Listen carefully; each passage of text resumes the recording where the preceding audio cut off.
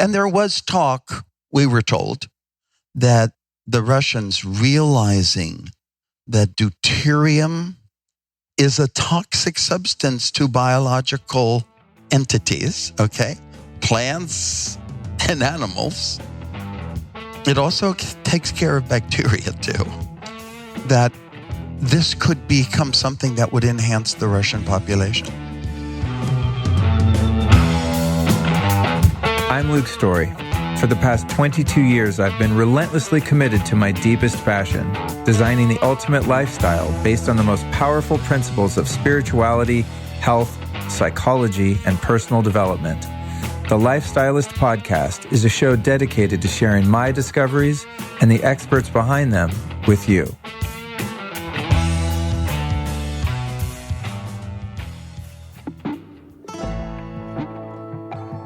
If you're anything like me, you've probably spent literally hundreds, if not thousands of dollars on fancy smoothies and herbal and superfood elixirs at the health food store. And as someone who likes to be conscious about the coin I'm spending, I've tried over the years to recreate the drinks that I get at the health food store in my own kitchen, and in most cases have failed miserably at achieving the desired texture and taste. That's why I was really excited when this company, Earth Echo Foods, founded by Danette May of Mindful Health, came out with this product called Cacao Bliss. This is truly guilt-free decadence with the purest cacao you can imagine. It's the bliss molecule, and it's called that for a reason, because it helps you enter into a state of calm and happiness. I mean, who doesn't like chocolate, right? You'd have to be, I don't know, from another planet. Now, I have met a couple people that don't like chocolate, but maybe two in my whole life. What they've created is not only an amazing chocolate drink, but a superfood blend that gives you natural energy, mental clarity, and even reduces inflammation. They've added turmeric, MCT oil, coconut, Himalayan sea salt, cinnamon, and black pepper for the perfect blend. All you have to do is take a scoop of this and add it to any existing drink, or just make a drink out of it by itself, and it's amazing. It's also paleo, gluten-free, keto, vegan, and vegetarian. So it checks all the boxes for all you people that are picky about your diet like I am. So never before has it been easier to get all those tasty superfoods into one drink and have it actually taste delicious. So if you're ready to check it out, here's what you do. Go to earthechofoods.com/Luke Story. That is spelled EARTHECHOFOODS. earthechofoods.com/Luke Story. Again, you're looking for the Cacao Bliss product. And the discount code there, of course I have one, is Luke15, and that gets you 15% off. So click on the show notes, use the link there, or go to earthechofoods.com/Luke Story.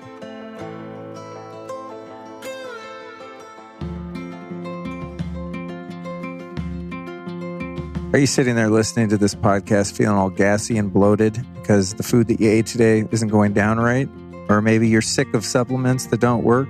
If you're looking to make the move to improve your digestion and gut health, our sponsor Just Thrive is here to help. Imagine this, a probiotic that actually does what it's supposed to do. And when you find the right probiotic, the one that actually works, it's like winning the lottery. Trust me, I've wasted hundreds, if not thousands of dollars probably over the past 25 years on the latest and greatest probiotic that gave me a big womp womp after I bought it and used it. The Just Thrive probiotic is different because it's the first and only 100% all-natural spore form, DNA verified and tested probiotic supplement. In fact, as the subject of groundbreaking clinical studies, Just Thrive has demonstrated incomparable effects on the gut and its undeniable connection to the immune system and the brain. What makes it different is 100% survivability. That means it makes it all the way through your gut and seeds and does what it's supposed to do, rather than getting burned up by your stomach acids. It's also, of course, vegan, non-GMO, soy, dairy, sugar, salt, nut, and gluten-free. It also includes clinically proven strains specifically for leaky gut. It offers powerful immune and brain support. So now is your opportunity, my friend, to say goodbye to that uncomfortable bloating, the embarrassing gas, and the leaky gut and digestive problems. All you have to do is take one capsule a day per meal or as directed. The capsules can even be opened and sprinkled on food. Since they're spore-based, you can't ruin them. So your search for the best probiotic that actually does what it says it's going to do is over, my friends. And the best news is Just Thrive is offering my listeners 15% off site-wide. Here's what you do. Go to justthrivehealth.com/Luke and enter the code Luke15 to take advantage of these savings. That's justthrivehealth.com/Luke and the code is Luke15. Well, you are in for a treat today, friends. This is episode 432 of the Lifestylist Podcast. I am, of course, your host, Luke Story. You can find me at lukestory.com. Today's show is called Badass Biohacks, Deuterium-Depleted Water and Molecular Hydrogen for Extreme Health with second-time guest Robert Slovak. Robert Slovak devoted himself to the science of water after some life-altering experiences earlier in life. So he took his astronautical and mechanical engineering degrees and decided to pursue the research of reverse osmosis with his brother Jack. So this guy is one of the foremost experts in water filtration and also Quinton sea mineral solution, as we discussed at depth, no pun intended, in episode 313. So make sure to go check that out if you're someone who's curious about how to get the best water in the world. Robert is also responsible for bringing the molecular hydrogen effervescent tablets to market years ago. You might have seen them around, especially if you follow me on Instagram at Luke Story, because I'm chugging those things like nobody's business. You can learn more about Robert and his incredible body of work at two websites. Here they are, drinklitewater.com. That's Lite, drinklitewater.com, and waterandwellness.com, where you can find a lot of the things we talk about today. Now, in this episode, we cover the fascinating world of deuterium depletion and molecular hydrogen. A few of the topics discussed are as follows. The incredible feedback I received after being one of the first podcasters to cover the topic of deuterium a couple years back, how the heavy hydrogen molecule called deuterium was discovered, how deuterium builds up in our bodies, why it's a great idea to lower our deuterium levels by using deuterium-depleted water, or DDW, how deuterium ended up so prevalent in our environment, the types of food and water with the highest deuterium and the lowest, the incredibly complicated and expensive process used to create legitimate deuterium-depleted water, and some of the false marketing around water that is simply lower in deuterium than the average water. Then, after covering deuterium at length, we get into the nuts and bolts of hydrogen. We discuss why it might just be the single most beneficial molecule available in the known universe, the incredible anti-inflammatory power of hydrogen, the best ways to get it into your body, and the seemingly endless list of physical benefits of this amazing substance. So this is a power-packed conversation, folks, and one that I think could really add some value and vitality to your life. So sit back. Of course, grab a glass of deuterium-depleted water and maybe even throw a couple hydrogen tabs in there and enjoy the show. If you dig this episode, make sure to share it with some friends and also stay tuned until the end of the episode to get some exclusive discounts on the various products we discuss in the interview. But wait, I forgot to mention one thing. There's something very special about this episode at the end that you definitely want to stay tuned for. We recorded this at one of my favorite places in the world called Cuixmala in the state of Jalisco in Mexico. You've probably seen me recording there or posting things on social media. While we were recording this at a retreat with Dr. Buttar and Dr. Jerry Rivera, at the end of the recording, we decided to invite some of the studio audience up to ask some questions. So at the end, you're going to hear interview questions presented not by myself, the host, but from the guests in the audience who just so happened to be dedicated Lifestylist Podcast listeners that came to the retreat. So enjoy this episode and give a special round of applause to our special guest host at the end. Thanks so much for tuning in.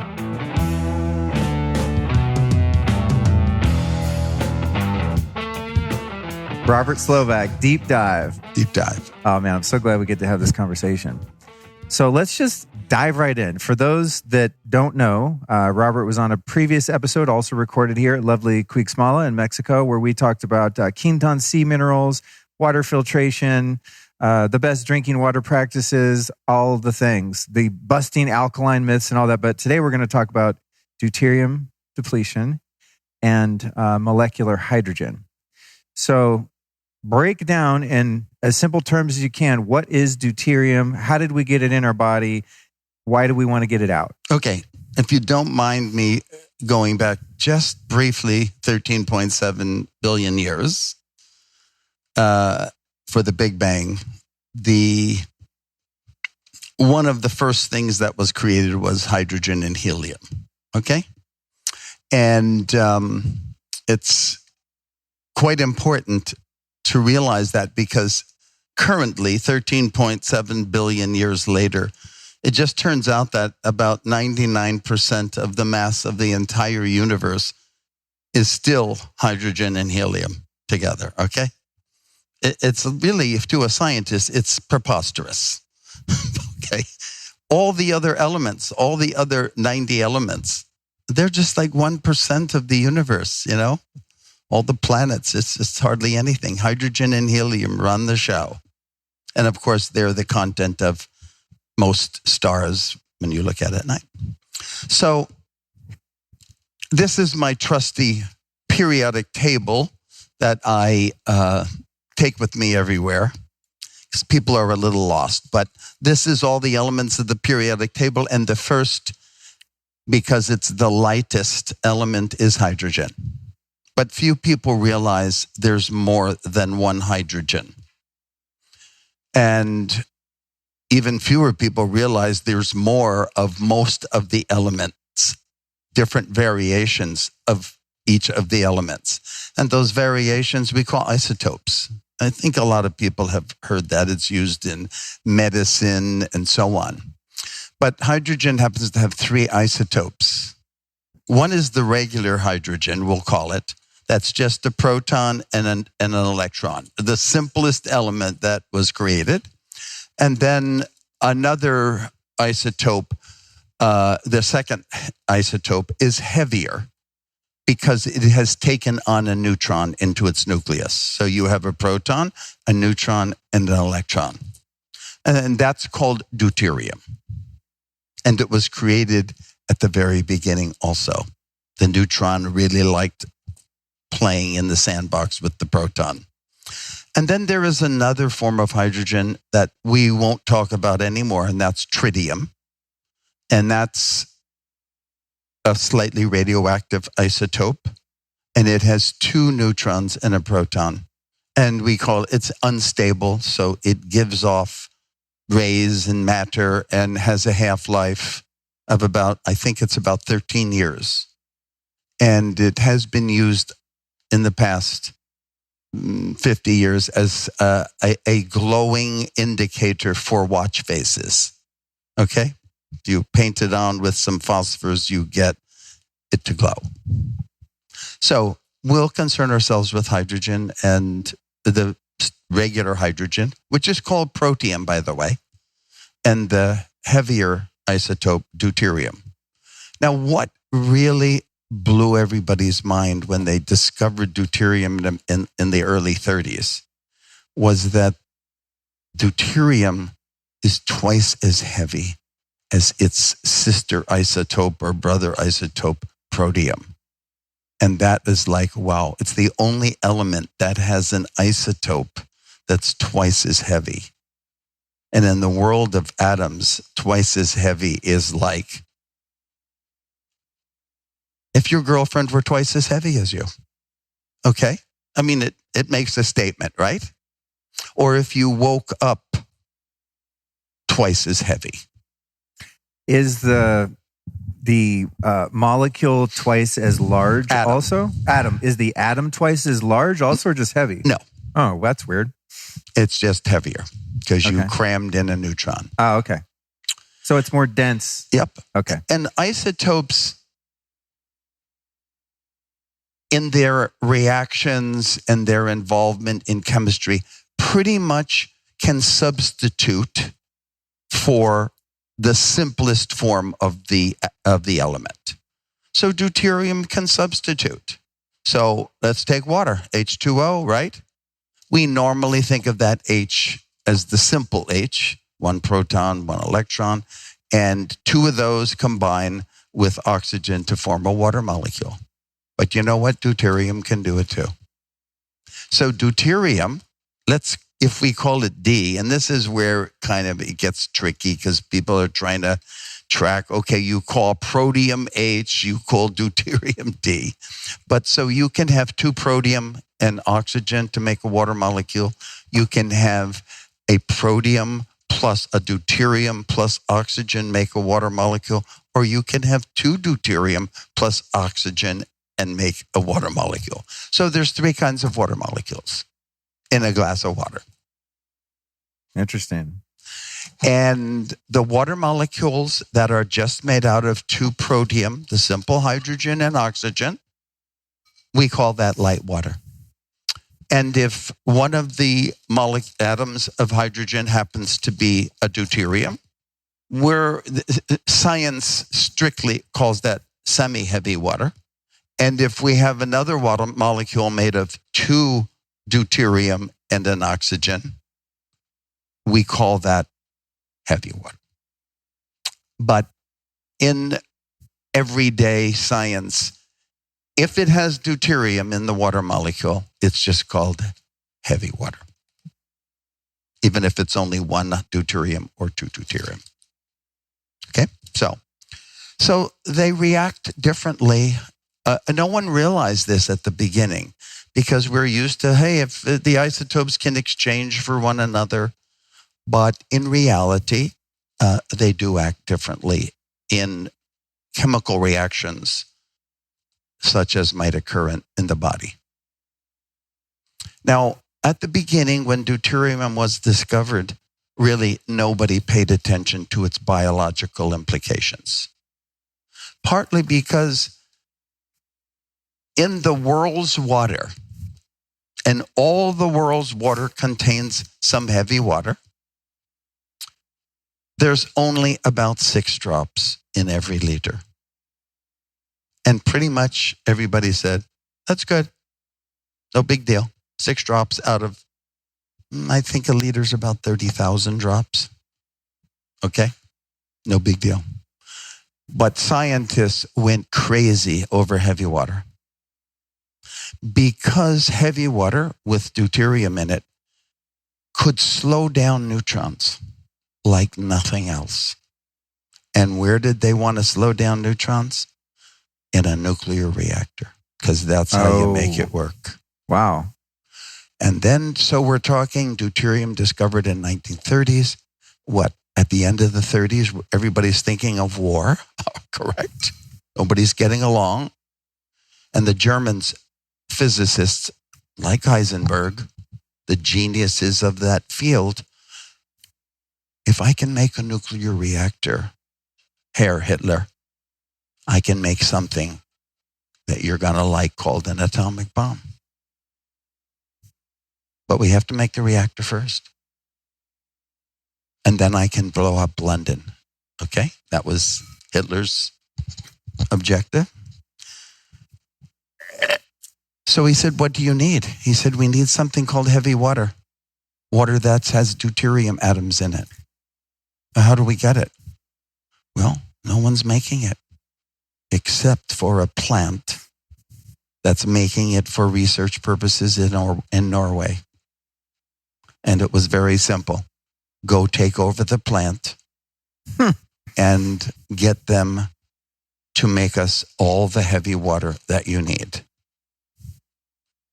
And do it peacefully or aggressively. It doesn't matter. We need it. And so a neat thing for your audience is there is a Netflix movie called The Heavy Water War that is extremely well acted with British actors, Norwegian actors, American actors. It is a masterpiece, The Heavy Water War. And it's about this whole drama associated with who could make the first atomic bomb, because it all depended on one thing: who could come up with enough heavy water. So no one ever was even thinking about biology. It was about destroying biology, really. So America did win the heavy water war only because we blew up that plant, as you'll find out, something like 3 or 4 times. Okay? And it just exhausted the Germans. So we won the war, et cetera, et cetera. But off to the side after the war, when we really were excited about atomic energy and all this stuff and more nuclear reactors, the Russians were busy going, I wonder what this deuterium stuff does to living things. Okay? And so it started with their research and an incident that happened at Tomsk University with some gerontologists. And we happen to actually have written the story in this brief history of deuterium-depleted water. Oh, no way. Cool. And this can be downloaded for free from drinklitewater.com, our website. Cool. Okay. For those listening too, I don't think I announced this earlier, but there is a video version of this available. And we also have a live audience here today. So when Robert's referring to something in his hand, like the iced coffee that's about to be in his hand, thank you, that's what's happening. So this might be a good one to watch on video if you want the the visual representations. Right. But litewater.com? Drinklitewater.com. Lite, right? Lite, yes. Yeah, drinklitewater.com. You can get the history of deuterium. Okay. So this history involved the gerontologists not finding out that there is a group of people in Siberia, a culture, remote people, like people who live in the Himalayas, etc., who have many, many, many, many times more people in their population who live over 100 than the rest of the Russians. And they were just curious. That's what gerontologists do, right? Find out why people live long or short. And they investigated it for almost 10 years. All the things you would think of, the diet, the social conditions, their religion, et cetera, but nothing panned out for their extreme longevity in terms of numbers of people. When it was further looked into, when they couldn't break the code, why are these people have this characteristic? They found out that they lived incredibly longer as well. And because they didn't have hospitals and things, there weren't good birth records, but they were north of 140 years old. What? Yeah. Whoa. And women had children in their 60s. I mean, they did not know. They thought this was very normal. Because if you live to 140, there's nothing wrong with having a baby at 60, right? So this became more intriguing. And then someone said, hey, you've looked at everything, but did you consider the isotopic aspect of their water, meaning what isotopes were made up the water? Well, no one was even thinking that in those days, really. It was so new. And so they said, okay, there's these two isotopes. Let's go check. And, all the water we tested has really 6 drops of the deuterium in it. And we're going to check out their water. And they checked it out, and it was more like 4 drops. Okay. And they said, no way. 6 drops, 4 drops. But these people had this water from birth till death. They didn't know any different. But how did they get the water? Deuterium can be separated from the lighter isotopes in meteorological phenomenon, like in the freezing cycles in the mountains, where you start to have water freeze and deuterium freezes at a higher temperature or more easily. So it preferentially freezes, and then the other water doesn't freeze and it drips down the mountain, and they use that for their drinking water. And the cows eat it, and the yaks eat it, and the children, it's in the breast milk of the mothers. So when you get this 4 drops instead of 6 drops for a lifetime, it does this wild thing to longevity. Okay? So, bingo, the Russians are off to the races. And they're going, oh my God, we really discovered something significant. And then they brought it back to the laboratory, and they said, okay, we're going to do experiments on this heavy water itself. What does it really do? We only had 6 drops before, but now we're going to take that heavy water those guys are using to make atomic reactors, and we're going to see, like, what if you drink it? Okay. Well, don't drink it. Okay. So, I mean, they took, like, instead of 6 drops, maybe they did 500 drops. So they had, they made water 5% deuterium, not 0.5%, but 5%, 10%, 20%, 30% deuterium water. And it looks just like water. It tastes just like water.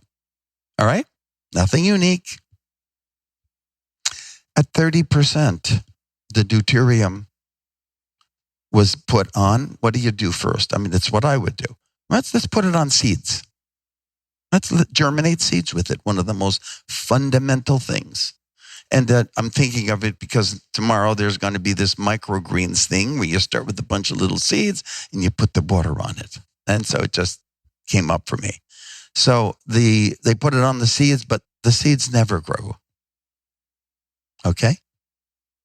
And then they said, well, geez, okay, let's get regular healthy plants and let's put it on the plants.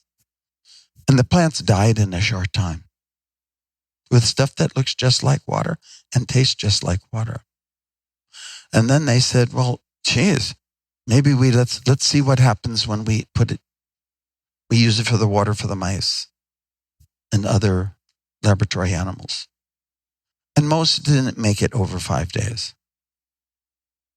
And bingo, it became an incredibly big deal. Just for your information, the only thing really different about heavy water, where it's perhaps 30% or more, is that if you make ice out of it, it sinks to the bottom. It doesn't float on top. In fact, I'm going to check. Check your iced coffee. Check the deuterium level. Yep, your ice is floating. You're good. My good. ice is floating. I'm good. But, if an estranged person in your life happens to hand you a glass of water and the ice is on the bottom, okay, I'm just warning you now. I wouldn't drink it. All right, I'm gonna let you have your drink there. So this is getting interesting. Thank you. I knew that you were going to be knowledgeable about this, but I had no idea you would understand the history of it. And this is really cool because when I did the episode some years ago, which is kind of one of the things that you and I bonded on when we first met, was that episode. There wasn't a lot of talk about the history. It was just more about the biological element, which we're going to get into. So this is really fascinating. Yeah. Okay, so it's a very interesting discovery that almost no one knows about.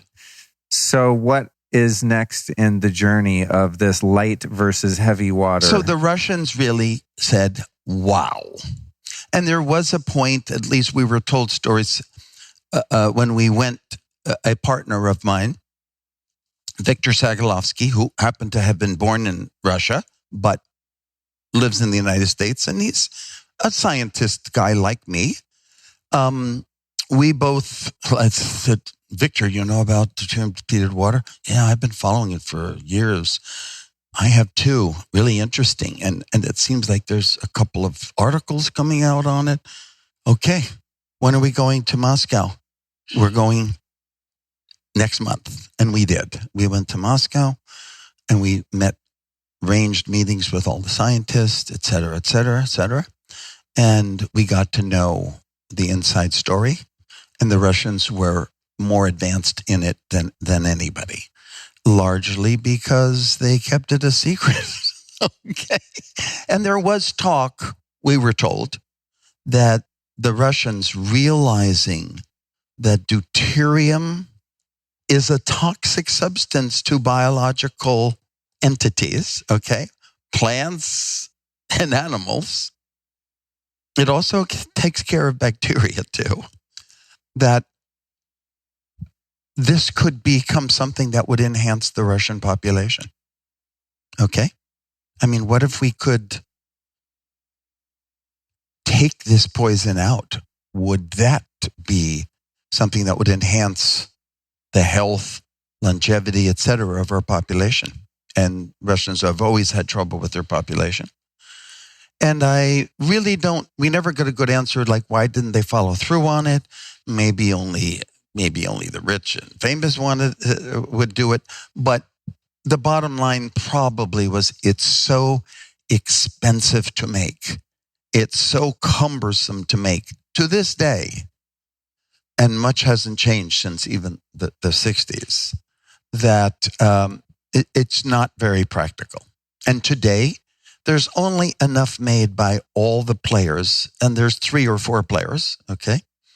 There's only enough made for less than 40,000 people. All right? And that wouldn't even supply New York City by a long shot, right?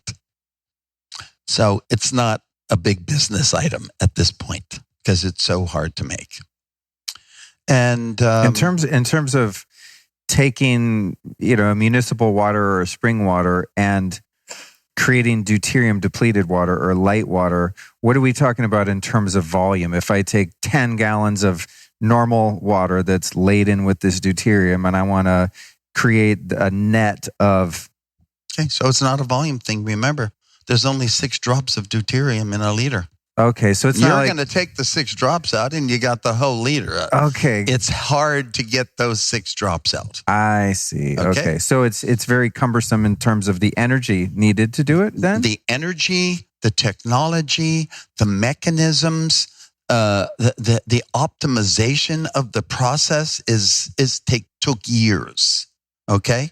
Like maybe the first, and it's done with the process, we might as well say something called fractional distillation rectification, and it's a form, an exotic form of distillation in which you have a very tall column, much higher than the ceiling here, like 60 or 70 feet high, and maybe it's a tube 10 inches in diameter, filled with some magic kind of media that helps break surface tension and does a lot of other chemo like things to the forces of water, and the water is slowly heated, and the lighter molecules of water just slowly ramble through this magic media, and up to the top, you condense it, and it drips out. And maybe you make 20 liters in 24 hours. Oh my God! Wow! Okay? Wow! Very laborious. So you have rooms filled with these columns, and obviously the capital expense is very lot. You don't get a lot of product out of it, etc. Not to mention water is expensive to ship around. And water is expensive to ship. Like I said, there's enough produced for about 40,000 people in the world, and so it's a small group of biohackers who pretty much are on it, and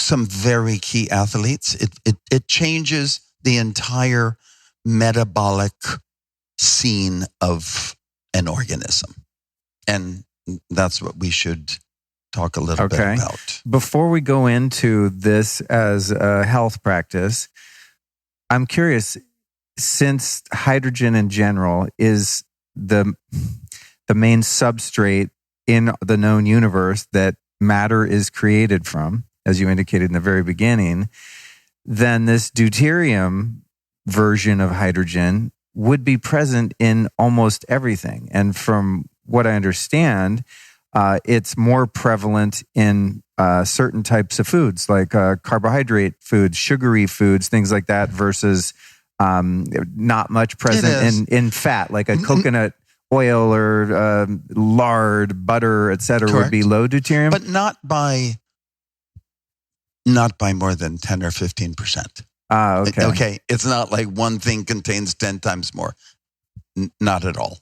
It's over exaggerated. Okay, because it seems like in the environment, would ocean water then be the highest in deuterium? Not the highest, but it's higher. So if regular water, almost anywhere on Earth, regular fresh water is 6 drops per liter, And we call that in science about 150 parts per million, where 1 part per million is the same in science as milligrams per liter. Okay. So it's 150 parts per million. Everyone, because you are mostly water that was gotten from the water you drink and the coffee at Starbucks and water here in Mexico, that's all 150. Your body water is 152. Okay. Got it. Okay. So everybody here would be plus or minus a few points north or south of 150. The ocean water will be 155 roughly. Okay. Okay. So if we've been drinking regular water our whole life, we're born in 1970, 80, 90, whatever, and we're drinking that water as the basis of all water in our diet. And then say we're also eating processed foods and foods laden with sugar, carbohydrates, etc. Would that all contribute to the burden of deuterium in our body, or is it really the water that has the biggest impact? It would not only contribute to the general burden, but it would be tougher. This extra deuterium, especially in foods that are going to be burned through phosphorylated oxidation in the mitochondria. It's going to be rough on that too, because deuterium encumbers. I don't know if I used the word. It's oxidative phosphorylation is the word. I have no idea what that means anyway. So no one will notice. That's how the mitochondria burns your food to make energy, and energy is ATP. Got it. That process is the only reason you can blink your eyes or run a 100-meter dash. It is everything, and science is beginning to recognize biology. Physiology is beginning to realize it is the every, only, all. It is running the show of everything. If you have the energy, your body is intelligent enough to do almost anything. And that is becoming the problem, is that our mitochondria are encumbered in many ways. One, from aging. Most of the free radicals are produced in the mitochondria, and you just have to deal with that. But we're dealing with a lot of other free radicals, and you don't always take care of that. So your mitochondria are stressed, and they reduce from about 25 on in a straight line curve to end of life. And the number of mitochondria, or the ability to produce ATP? Both. Okay. And part of that reason is because it's gnawed away at. The mitochondrial mechanisms are eaten away by the deuterium. And I'll explain how that happens in a second. But your mitochondria are, when they receive a high deuterium in the molecules of, let's say, that they're going to burn, okay, in the Krebs cycle, etc. The Krebs cycle, for those of you who know, exists in the mitochondria, and it prepares the energy cycle to make your ATP. So it is intelligent enough to know that deuterium is a problem. And here's why. It's probably through evolution that many forms of life found ways to cleverly, some scientists say, shuttle away deuterium from these key processes, okay? Because they're going to be a problem. In the mitochondria, we actually have a mechanism that's called the ATP synthase nanomotor. Okay, I mean, it sounds kind of crazy. I mean, isn't that in your Porsche? Okay, but it's very similar. It's like a turbo, and it's a turbo made of amino acids. This is in the mitochondria, this in the nanomotor. mitochondria, in this thing called the electron transport chain, blah, blah, blah. And it's after the metabolic pathways are further down the road. So it's preparing all this stuff to be making ATP in this electron transport chain. But the key ingredient are protons. That's what are going to be kind of taken into the nanomotor and shuttled down into the ATP production system. But some of those protons, if you're drinking and consuming water, as we all are with deuterium, the protons aren't alone. Some of them are coming with a neutron. Okay? And think it's like when the proton and the neutron hit the nanomotor. It's like tossing a quarter into your Porsche turbo. Okay? I don't have to explain anymore. It's graphic enough. It actually damages the nanomotor, and then a few more damages and it's over. Mitochondria done. And that's the loss. And this is the effect of being overly laden with mitochondria. Not overly. That's how it is. Just the normal. That's normal from the life. water on the earth. Okay. This is how it ended up. And the deuterium on the earth wasn't constant. Okay. Largely because of ice ages. Remember, the deuterium freezes first. So it's going to be taken away out of the environment for maybe a couple 100 million years or something. And then it's going to come back again. And that's affected life and evolution. It's not been figured out yet. But the takeaway for your audience is that there's no question that the presence of deuterium in the water we consume, in everything, largely determines the human lifespan. Wow. That's wild.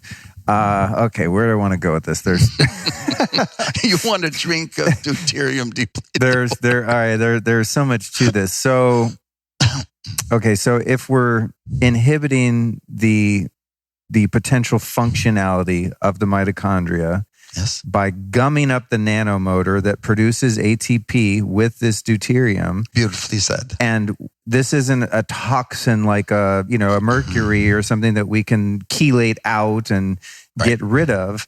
Right. And it's not something that can be filtered out like fluoride in water or something like that. Right. What's so fascinating about this is that the way to get deuterium out of your body is to just drink water that is deuterium free, that is artificially low in deuterium. Or find a good, long-lasting job in Antarctica, which has the lowest natural deuterium on the planet. Okay, that does not sound fun. Maybe cheaper than buying the depleted water. It's not 150 parts per million or 155 like the ocean. It's 89. Wow. And it's the only place on Earth that exists like that. Because through the hydrological cycle and all of that, the deuterium's been depleted over time. Freezing, thawing, all that. So it is thought, but it could be, and it's uncannily low. For all I know, the ETs did it. Okay. Right. Okay. So there are ways of testing water. Yes. In labs, right, where you can take the water you're drinking and determine is it 150, is it 155, is it 139? So the water that I've been drinking for a few years in Los Angeles, which I'm terribly distraught about abandoning as I move to Austin. By the time this comes out, I will have done so. That water I had tested, and it came out at 139 parts per million, which from what I understand is pretty decent as far as the world's water supply goes. And are you saying that water came from your tap? No. This is a live spring water from Oregon. Okay. The site that I sent you a couple weeks ago. Yes. That water, I sent it into the lab, and it came back at 139, which was, I think, pretty good. That's 11 parts per million less than the regular water almost everywhere on Earth, and that's pretty good. But that's still not low enough to No. trigger your body into the depletion. No. So give us the threshold of this, the ppm of what you would call light water that's been manufactured in this plant through this laborious, complicated, expensive process. What ppm do you have to drink to then trigger your body to start so getting it's rid a little of it? more tricky. So first, the Russians already learned that if it's only 130 ppm, that's the roughly 4 drops I said. That was the water in Siberia, 130 ppm. If you had been able to take it from birth till death, if it was in your mother's breast's milk and the cow's milk from the farm, etc., that would have provided almost all the benefits that we could even dream of on a longevity, anti-aging, beautiful skin, hair, the whole thing. But you and no one in this room has that chance anymore. Okay? So it doesn't have to be so depleted if you get it early on in life. So it is said that when you're an adult and you are not encumbered by any, let's say, serious chronic disease and cancer and so on, and you don't need special care, that getting your endogenous deuterium below 120 is a major step in improving your life, your likelihood of adding years to your life, the likelihood of not getting a chronic disease, including cancer, etc. So that would be the first shot. You'd like to get below 120. And you can test your own levels, as I've done, using saliva. Yes. Saliva testing, where you can find out, what your ppm is. Correct. And then the interesting thing about it to me, I think that would be good to get clarity on is, since this isn't something you can go sweat out in a sauna, like, I need to detox deuterium, like you could, another toxin. How does getting water that has less deuterium in it into your water regimen and diet, how does that then signal the body or assist the body in offloading deuterium, and where does it come out? Do you pee it out, or? Yeah. Through all the excretory sweating, because you're just a vessel and you have 150 parts per million in. And if you were just a tank, and let a gallon out each day, if you put in water without deuterium, it's going to get less because it's mixing and diluting the tank. Okay, that makes sense. It's really that basic. You have an uncanny ability to explain really complicated things simply. Thank you for that. Okay. So let's say someone is not dealing with chronic disease, because there is some research specifically around cancer and deuterium depletion. Yes. And, of course, we all have to be careful talking about these things because of the Illuminati-controlled FDA. I didn't say that. Is that all who controls that? Yeah, who knows, right? But let's say someone's, is not terminally ill and just wants to optimize, and they want to be, what are you, 76 now? You can outrun me. You've proven that the first night we met in London. I had to jog to keep up with your walking, and I'm not even kidding. So let's say someone is just interested in performance and longevity, and they're well-heeled enough to afford this water, right, which, as you said, is rare and hard to afford. What would be a ppm that they could drink for a period of time that would be, pretty aggressive in helping them get rid of deuterium? I would probably start out, if you have good habits and can maintain them. If you run a tight ship, 115 to 120 parts per million. And is the higher ppm deuterium depleted water less expensive than? Yes, absolutely. So the way we do it, so it's not worth, from us, our approach, it's not worth making different ppms for people, because it becomes like a warehouse craziness. Oh, right, right. So the water that I guess I can show these now. We actually make 2 kinds of water. This is our mainstay. This is a 2-liter bottle of 10 parts per million deuterium. Oh, damn. Okay.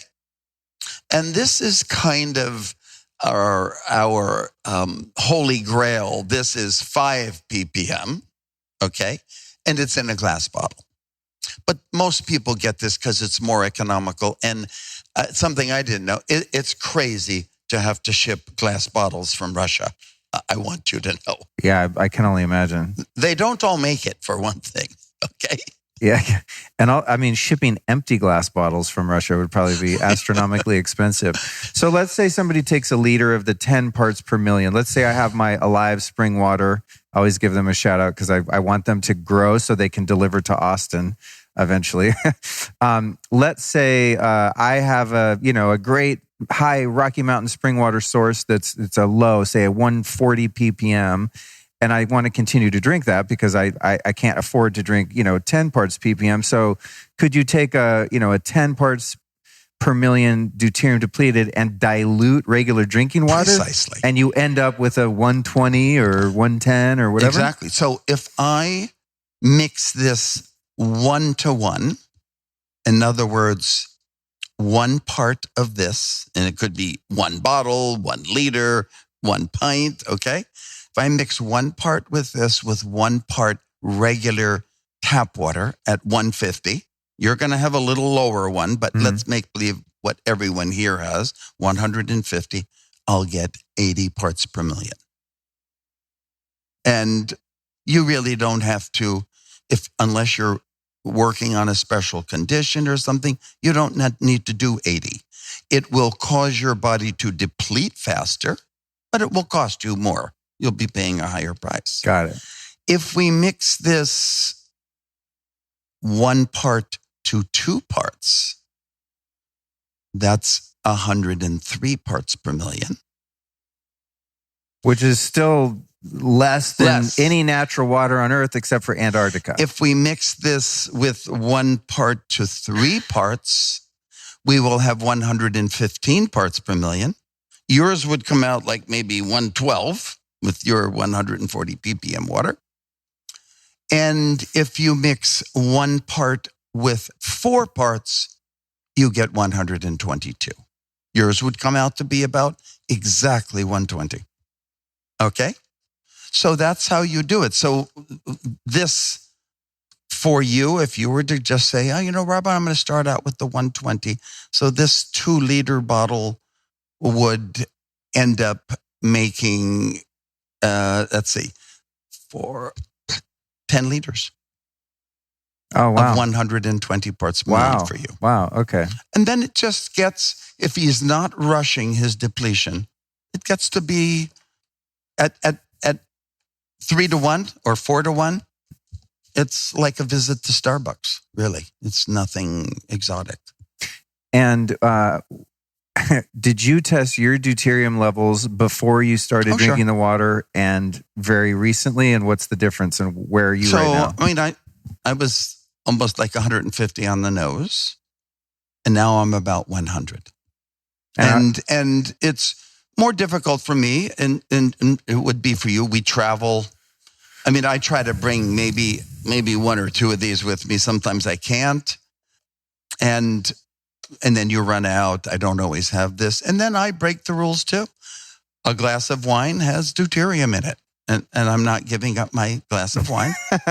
So what I do to compensate just on the fly, if I have a glass of wine or 2 glasses of wine, I'll take like an espresso glass of this then, just to compensate. Okay? So the glass of wine would be 150 parts per million, roughly. If a woman wanted to get pregnant and have the healthiest baby possible, would they, and let's just assume they're going to be at 150 parts per million in their saliva, in their body's water, could one go more aggressively for a short period of time? I wouldn't equate this with procreation and having babies and getting pregnant. Okay. Too little is known. Okay. Too little is researched and written about.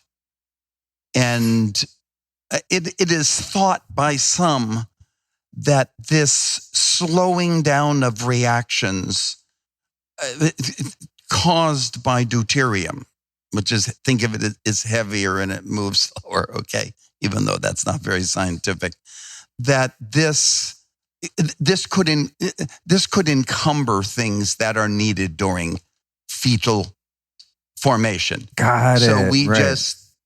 Nobody knows enough. Don't do it. Do your normal thing, have pure water. And frankly, if you said, hey, could you have even 130 parts per million? There are people who do it on 130 parts per million in history with no adverse effects. So maybe that would be, but you'd never take like a low ppm in preparation for having a child. Well, interestingly enough, I just remembered something that I learned in my first interview about this, but that is when mammals are growing, they're much higher in deuterium. That when you're younger, do you know about this? No. I think Dr. Laszlo or Boros. Boros? Yeah, Boros. Which one's the first name? Which one's Laszlo Boros. Laszlo Boros. Yes, thank you. It's been a while. He was explaining that youngsters are actually higher in deuterium, and in nature, you would start to deplete that deuterium. And when plants are in their growth cycle, for example, they're much higher in deuterium versus when they're kind of more in remission or just holding steady. Plants also, leafy plants actually right from the beginning do shuttle deuterium out into their higher sugar containing parts, like maybe their root or something. So leafy greens are known to have lower deuterium than regular water. Right. And that's good. So, and fruits are higher in deuterium because the plant is kind of shuttling the deuterium to where the sugar is going. Whether it be the root, a sweet potato, or a regular potato, where the carbohydrate's going. Right. So how important do you think, if someone really is, kind of getting into some advanced biohacking, anti-aging stuff, and they're going to really tackle the deuterium thing, how important do you think the low carb, low sugar diet is in the equation versus just kind of eating a healthy, organic, regular diet and adding in the water? Because when I interviewed Boros, he was like, you got to be totally keto and be fat adapted and drink the water. Otherwise, it doesn't work as well or something like that. Frankly, you can really overcome almost anything because the deuterium levels with carb versus fats and so on. It's not really the deuterium level. It's how the body uses that food group, whether it's be a fat. So the fat would do much better in the mitochondria for getting rid of the deuterium, but it's not, you could overcome anything with just the water. Got it. And it just gets to be more expensive. Okay. That's good, because when I went through, I think I was at around 146 or something in my first test. I did maybe 3 months of the water and got down to 126, something like that. Really? Yeah. And in a pretty short period of time. Wow. But I was also... And you were just by diet? No, I was doing the water. Oh, okay. Yeah, I was doing the water, but I also was conscious about the diet. But then after a while, I got lazy and inertia kicked in and I went back to ice cream. You know what I mean? So I'd be curious now after, did it stick? So I guess the next thing is, if someone does a round of depletion and they do the water and they are somewhat mindful about their diet and not eating, just constant carbs and sugar high in deuterium, do you then just reaccumulate it and get your levels back up? So, you do. Okay. So this is kind of a lifestyle choice that one wants to commit to on an ongoing basis if they are serious about this particular thing. And while you're on that, I might as well show you how people test their deuterium. Oh, cool. This is a little test kit that we would send to you. And this is kind of a little plastic syringe kind of thing with a sponge here. And you basically pool saliva in the lower part of your jaw. And you push this down and suck out the saliva into the sponge, and then you deposit that saliva and fill this little test tube. Got it. And then this goes in and it's put in a deuterium analyzer, a very expensive, challenging instrument to maintain and, calibrate. And it measures the deuterium in the saliva. And have you subjectively noticed a huge difference in your energy production as a result of adopting this? Yes. Is that why you could outrun me so easily at 76? Yeah. It was almost, when I first went on it, it was almost like silly. Okay. And I got to a point, this is really going to seem silly. Like if I went to Costco, I had so much energy naturally, like every minute, waking up, the whole thing. I had so much energy that I ended up parking in the furthest parking place. Okay? And I would run to the front door. It felt so natural and so easy, and it still does. And I'm just wondering, God, I would think, God, I hope nobody sees me and knows that I'm 76 years old. Because they think I've lost. They're going to be like, sir, take it easy. Yeah. And then when I got my Costco basket, I would run back to that car, maneuvering around people. It's a busy parking lot. And it was like, holy mackerel. You feel like kind of a kid. And I don't know, it's like, if you're healthy and you're older like me, you are going to have some energy that you do not remember having for a long time. We'll be right back at you after this brief but important announcement. I'm going to ask you a personal question right now. Are you someone who's deeply committed to your health, vitality, and longevity, yet at the same time find yourself to be a bit, lazy or perhaps even busy when it comes to keeping up with all of the biohacking and health routines? If you fit into that category that I've just helped you slide into, you're going to love Athletic Greens. These guys make one of the most potent superfood blends on the planet. It's got over 75 vitamins, minerals, and whole food sourced ingredients, including a multivitamin, multi-mineral, probiotic, green superfood blend that all work together to fill the nutritional gaps in your diet. So perhaps you're eating food that doesn't have as much nutrition as your body wants, or you're eating some foods that maybe your body doesn't like at all, but they taste hella good. Athletic Greens has got this sorted out for you. All you do is open up one of the packets of their amazing superfood blend, pour it in any drink, smoothie, mix it up, down it, and you are good to go. You've just saved yourself so much time and so much money. Athletic Greens can be found at athleticgreens.com/lifestylist. And if you go to athleticgreens.com/lifestylist now, they're going to hook you up with a free year supply of vitamin D. Really important, especially if you're somewhere that doesn't get a lot of sun during the winter months, or if you're someone who just doesn't like get naked outdoors. You definitely need that free year supply of vitamin D, as well as 5 free travel packs. So go to athleticgreens.com/lifestylist and hook yourself up with some of this delicious and extremely potent superfood powder. And now back to the interview.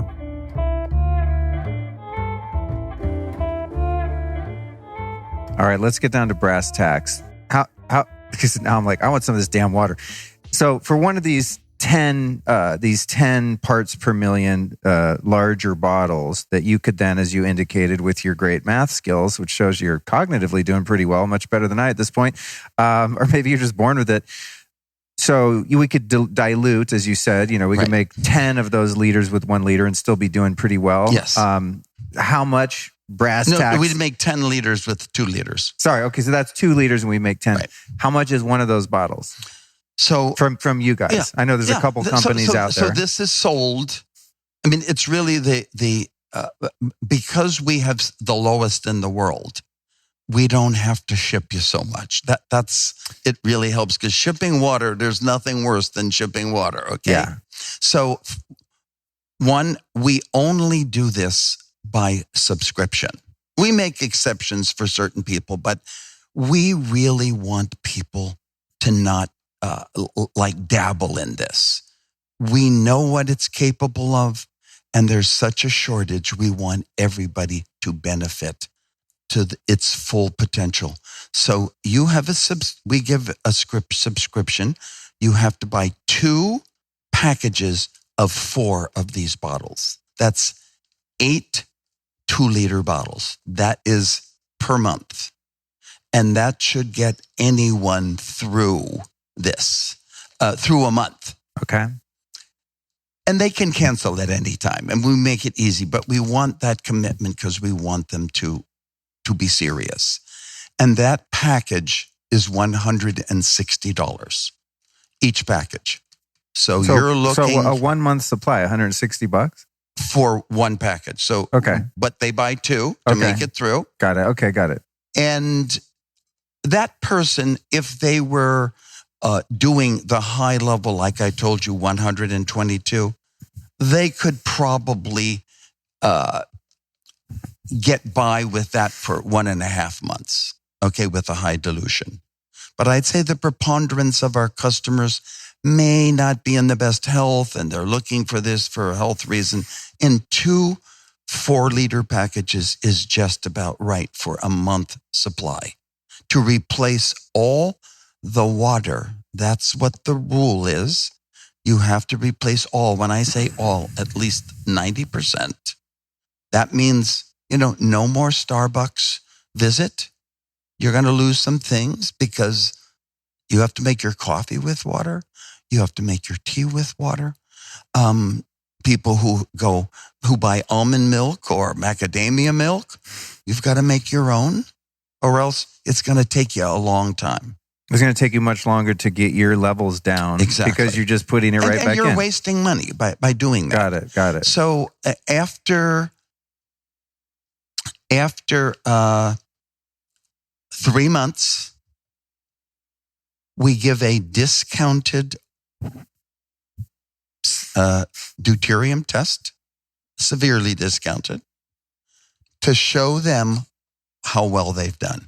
Yeah, see, that I like. I like when you can test stuff. Yes. So oftentimes I spend a lot of money on supplements and the gadgets. And, I think it's just because I'm in the business and I'm so curious. I do so many things. People say, oh, did that thing work? Does this work? And I'm like, it's tough to isolate what thing's working. I just feel better all the time and I get sick less and I'm in a good mood and I'm happy and that's the goal, right? But I really liked when I did the deuterium before. I said, oh shit, my levels are really high. Did this water for a couple months. Spent quite a lot of money on it. I think more than what you just described. Right. Actually, quite a bit more. But it was an experiment. Then I tested, the levels were down. I thought, I win. It's quantifiable. So I like that part of it, especially when you're going to drop some coin. It's like, you want to know it's working. We have 3 warehouses, one on the East Coast, one in Reno, and one in Los Angeles. So that combination with the fact that they can dilute this water so much. The next best water is 25 parts per million, okay, from a competitor. And almost all the competitors, we don't even know why, actually ship directly from Europe, okay? Nobody really warehouses it like we do right here in the States. So it all adds up to probably the most reasonably priced deuterium-depleted water that is available in North America. Got it. Okay. Next question. Obviously, we talked about shipping glass, problematic, very impractical. So we've got this water in plastic bottle. Yes. They call it, the best is the recycle grade PET, BPA and BPS free. So as far as plastic goes, you got the best plastic available. Okay. Now people often, really object to plastic. They're very sensitive to the idea. They want it in glass. And some people do. Some celebrities want the glass at all costs. I tell people here's what my thinking. You live in a sea of plastic. The carpet in your house is plastic. The paint is plastic, full of plasticizers. All the appliances are plastic. You get in your car, it's a tomb of plastic. Okay? And for the contribution of any plastic molecules that you get from the bottle you're drinking water up, it wouldn't show up on the list. Okay? Right. in the quantity. I just think about, that's what I say. I you know where I notice plastic a lot is in the microfibers. You know, if you look around the average home, every blanket, sweaters, clothes. Of course. You know, it's just like if you had a microscope in every room and you just looked at the air from just having that shit in there. You really do live in an atmosphere and a sea of plastics. Yeah. Okay. Fair enough. Would there be any risk to say I want to just go hardcore and I had the coin for it? I just start drinking 10 ppm every day, all day. That's all I do, undiluted. Is there any risk in like pushing the system that you're aware of where your body's like, whoa, depleting too much, too fast, freak out, meltdown? We only had one person who did this with other deuterium depleting activities, you know, infrared saunas and so on. There's a bunch of things to help your body get rid of deuterium. And I can only conclude it's probably not the best idea to go full on the lowest ppm. Just, you know, I've had a great time with 1-to-1, and that's even lower than I would need. Got it. To going to 1-to-1. Okay. So, you know, that's probably the best I would do. Okay. Fair enough. All right.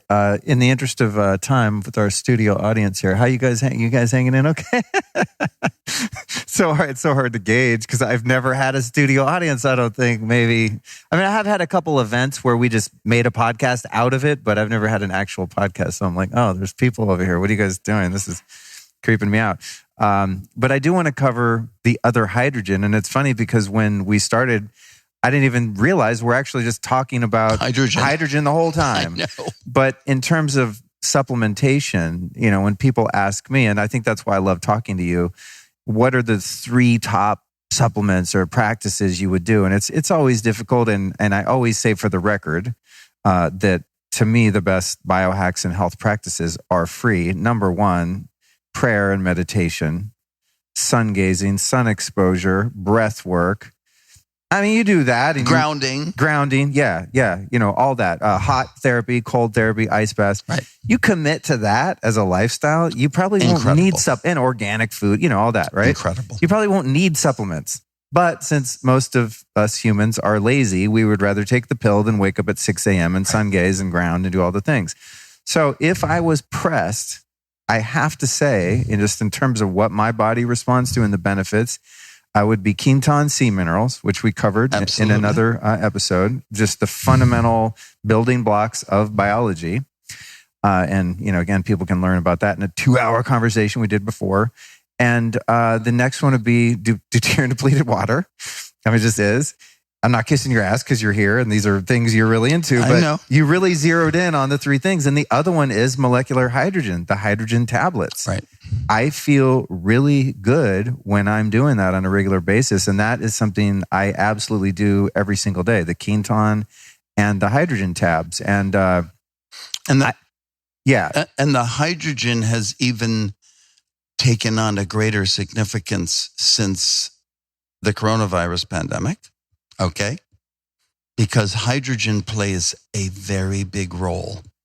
And I'm not even sure you know. Interesting. In the attenuation of COVID and coronavirus. Interesting. No, I did not know that. Yep. So way back in the day, and we'll put this in the show notes, I did a super geeky, very high science with Tyler LeBaron. You know, he's great. Who's just a really bright guy. Right. I mean, he's running circles around me the whole time. I'm just like, okay, say that again, you know, kind of interview. But that was some years ago, and I think a lot of people that listen to the podcast are tuned into the hydrogen thing. But turns out, which I didn't know until I got to know you a bit, that you were really the guy that brought this molecular hydrogen product in that effervescent tablet form to market. Correct. So in 2010. And how did you discover that this most prevalent substance in the universe as hydrogen, and it's the form that we want that has biological benefits? How did you first discover you could make a pill that makes hydrogen gas that you could get in your body? It was out of ignorance, frankly, because I wasn't seeking hydrogen. I was seeking electrons in the water. Oh, okay. Okay. And I was wrong. And so were many before me who used other methods. Everyone thought that the oxidation reduction potential was the key. If you could lower ORP, which reflected electron activity in the water, okay, making it from oxidative to reductive solution. So taking a high oxidant water and making it an antioxidant water, essentially, Exactly. right? Because I used to have a Kangen machine way back in the day, and That's one what of they one of the big bought into. selling points was the Precisely. ORAC score, right? And that is another measurement. Okay, it's not the the same ORP. as ORP. I'm sorry, ORP. Right. Sorry. And they use ORP. And this was also the position, if you recall, of Patrick Flanagan with his the megahydrate, megahydrin. I mean, Do you that like that lasted stuff? for 15 years. That should be for another conversation. But all I can say is many people have benefited that for 15 years. And when something's around and has endured for 15 years, I'll give it. Go for it. Okay. But there has been some problem with the ingredients we won't go into. Got it. That have complicated the answer to that question. Okay. But I sought out, and with the help of a co-developer, a way to deliver a low or a high negative oxidation potential, 500 to 800 millivolts, by using the method that did it by generating hydrogen. But we didn't focus on the hydrogen because no one knew in America at the time that it was the H2 molecule that did all the work. We really thought it was the electron, the presence of electrons. But it ends up being the hydrogen. And that was one of the things that first got Tyler and I together. Got it. So I made the right product in 2010 with the wrong name. Okay? It was actually called Active H-, soon to become Active H2. Okay? So the minus became the H2, and the rest is one of the more successful health products of our time, really. So when it comes to this idea of antioxidants, right? Because we're being oxidized in our environment. So many of the foods we eat, the air we breathe, everything, right?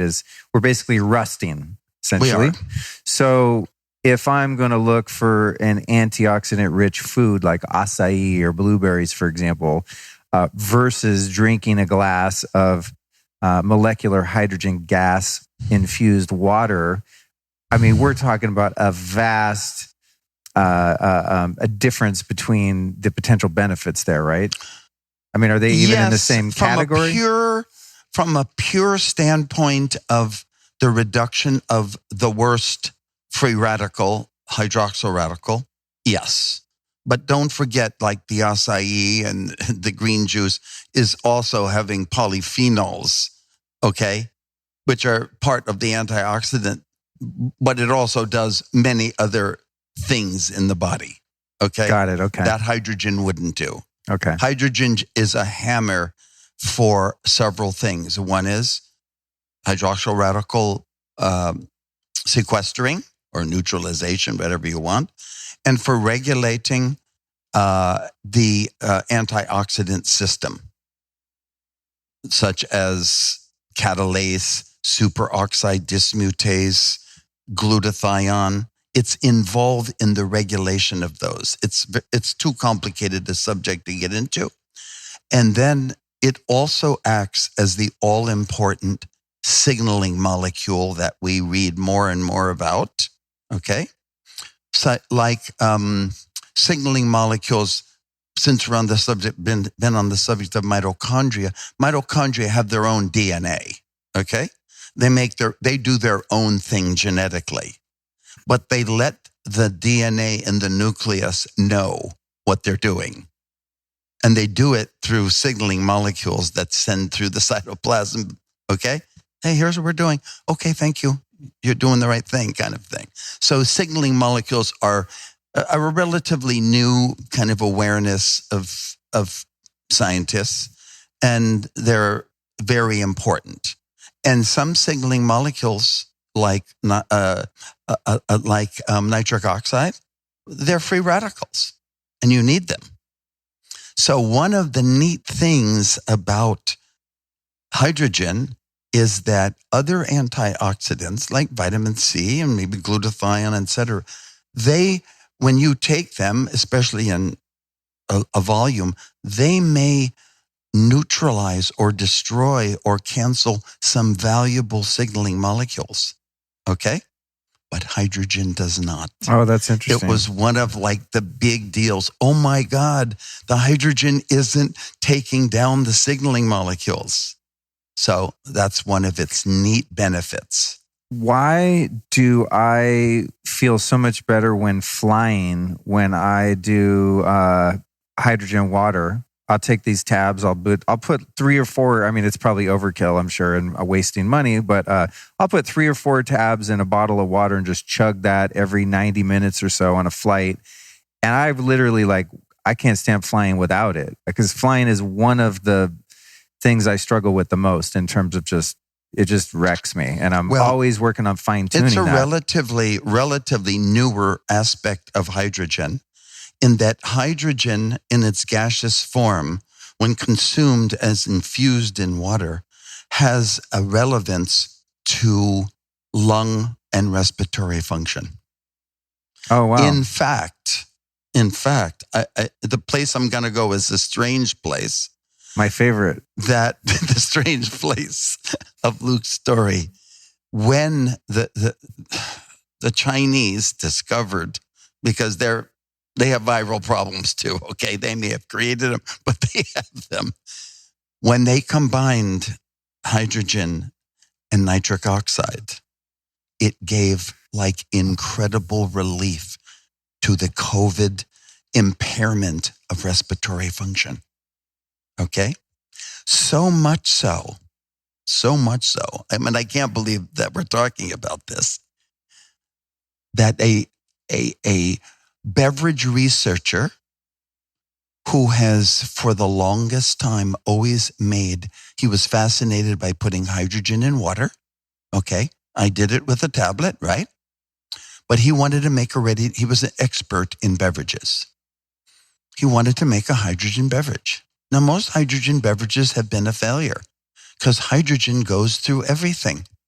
Because it's such a tiny molecule. Yeah, it goes. I mean, if this was a glass bottle, there would be nothing in here. Really? Yes. It's so small it goes through glass? Yes, it does. Crazy. It goes through everything but aluminum. No way. Why? Okay. Now, are we going into metallurgy now? Okay, I'm sorry.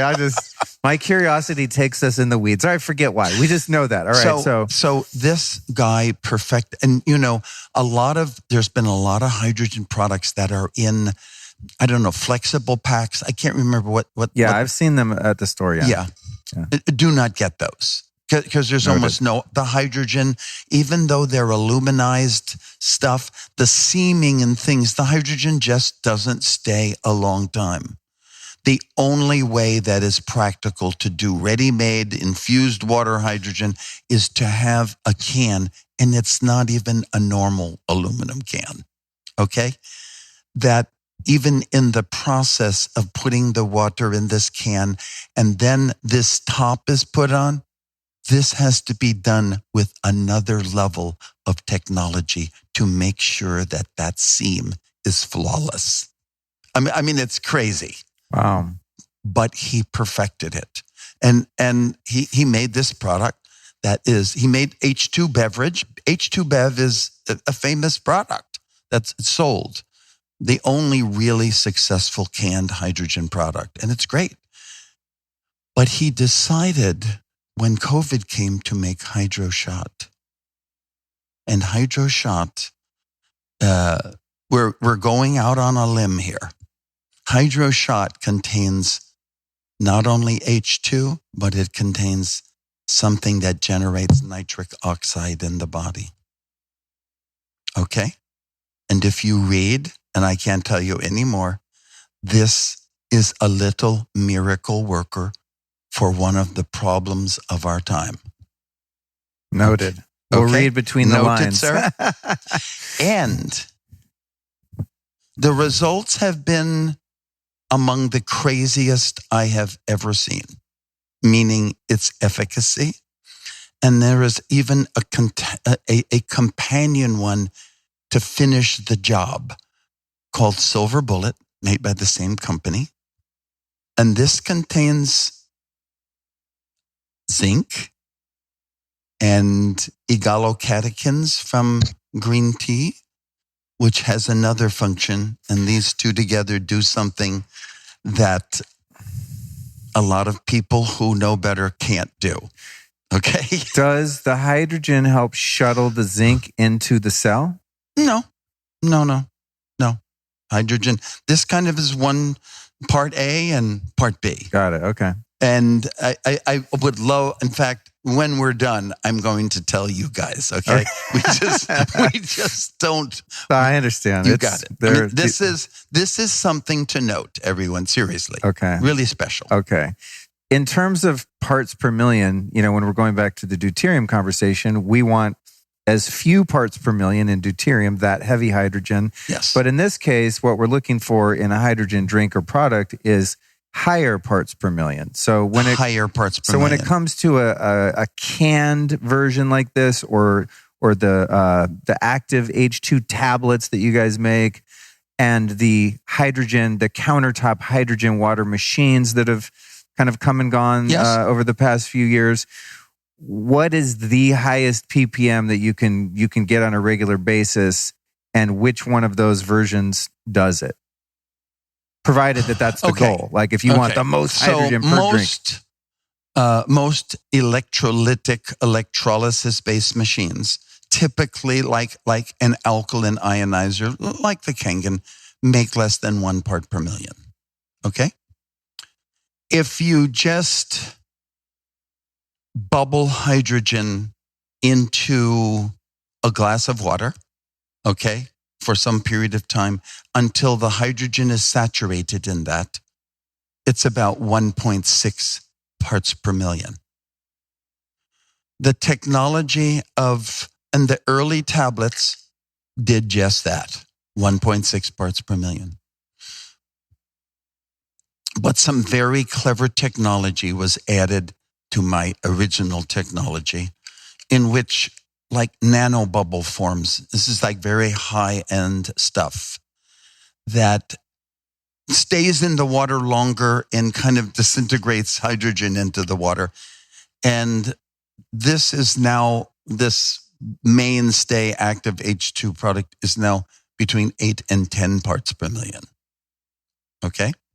And what if you take a tall glass of water and you put, like I do sometimes, because it just, so that I 8 put and 10 2 or parts, 3, 4 tablets in a glass of water. So it will be more, but not like straight line more. It will just be like you'll reach a plateau. Okay. Because the water can only contain so much, right? So it's probably better to take one and then have one a little short time later. Oh, good. Now, when we say that this tablet can make 8 to 10 parts per million, the real question is not the industry like really got off the track and kind of took advantage of the public's lack of knowledge. When somebody says, "Oh, how much does this make?" Oh, I just told Luke 8 to 10 parts per million, but had Luke known the science, he'd say, well, 8 to 10 parts per million and what volume of water? Right. Okay? Yeah. Because that's really the key. And it's really in 10 ounces, technically. Okay. If you made it in 20 ounces, it'd be 4 to 5 parts per million. Are you following me? Yeah. So it really, you have to ask a little more if somebody says ppm. But the industry kind of used it to sell products that weren't as good as other products. And we're assuming that more parts per million is better. More parts per million is better. Okay. And it's also made, hydrogen goes through the skin, like it goes through. If it can go through glass, yeah. Yes. Okay. So it's even made in like for soaking. In fact, my story is probably the greatest one. So it's made in a giant tablet. You might want to take just one of these before you fly now. Yeah, no doubt. But this is used to put in the bath. Okay. These are like horse hydrogen. For those listening, yeah, it's like about the size of a big chewable vitamin C or something. Yeah. So you put these actually in the bath, or you could put it in, let's say you injured your arm. Okay. And you put it in a bath. The cooler the water, the better, because hot water just makes the hydrogen go away. And you can keep putting these in. So